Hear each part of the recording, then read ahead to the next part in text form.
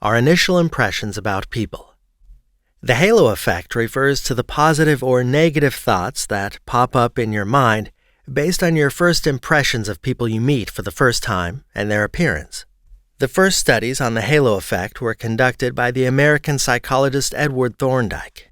In 1920, he asked commanders which of the soldiers was smarter, had more leadership, and had better character.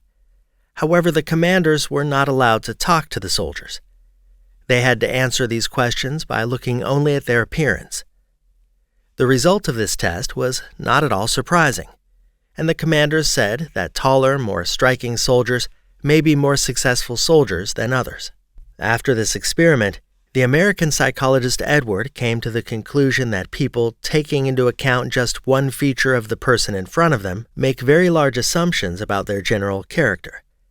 Years after Edward's first research in 1964, the Polish psychologist Solomon Asch decided to do a study on it. He thought that the initial feelings you have about someone upon meeting them have a greater impact than your general feelings about that person based on what you learn later on.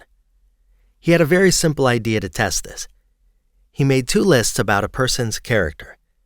In the first list, at the beginning, positive words such as smart, hardworking, etc. were written about that person.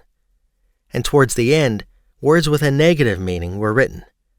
On the other hand, in the second list, the same words were written, but in reverse order. That is, there were negative words at the beginning and positive words at the end. People who read these would then share their thoughts about that person.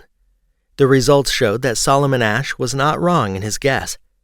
People who read the first list, the list in which the words were ordered from positive to negative, had a more positive outlook about the person. Those who read the second list had a more negative outlook on the person. Although many of us were not familiar with this effect before, it's clear that the halo effect is a phenomenon that we often encounter in our daily lives.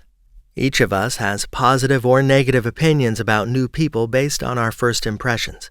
And it's not just about meeting people. In important fields such as marketing and medicine, in schools and workplaces, we also encounter the halo effect. For example, it's known that in order to sell a product, companies need to gain the attention and sympathy of customers. One strategy that's often used to accomplish this is to advertise the product by someone famous and loved by people. As a result, because of our trust in the person in the ad, their recommendation of that product creates positive thoughts about that product in us.